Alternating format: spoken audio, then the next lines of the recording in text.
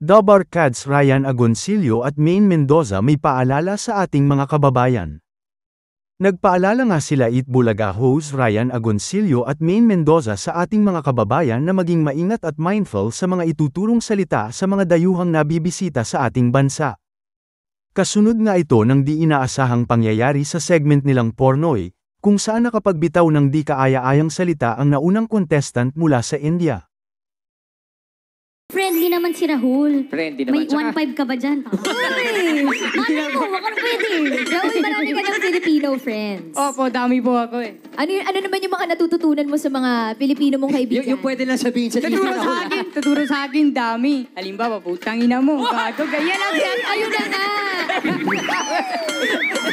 Ganyan lang sinasabi. Mga Dabarkads, hindi po aware si Rahul sa... Yun na nga ba Sorry po, mga Dabarkads. Pasensya na po. Turo sa akin. Yung first blood po, ganyan lang turo sa akin. Tapos kasi po, di ko alam, first time po ako dito, di ko alam anong meaning. Oo, walang sabihin mo na lang mabuhay. Yeah. Kayo mo, mabuhay. Mabuhay po. Ayan! Ganon. Mahal kita kaya po. Yun! Mahal kita. Yung mga energy ng mga Forinoy natin, no? Pinoy na sila talaga. Pinoy na Pinoy talaga. Diba? Nakakagihot to. Tsaka mga bagong kaalaman tayong nalaman sa mga folk dances na pinakita nila. At ito mga Dabarkads, may natutunan tayong bago. Ano po?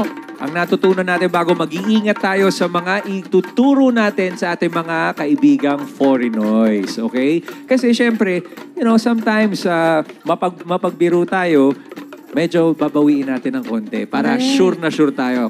Ano ba yun? Let's be proper kung ano yung ituturo natin sa kanila. And mindful, di ba? Kasi yung mga foreigners na yan, syempre gusto nilang, eager silang matuto ng language natin. So kung ano yung sasabihin natin sa kanila, talagang i-absorb nila. Yun. So sa mga Forinoys, thank you very much. At sa mga Pinoys, ingat naman na, huwag masyadong malakas ang trip.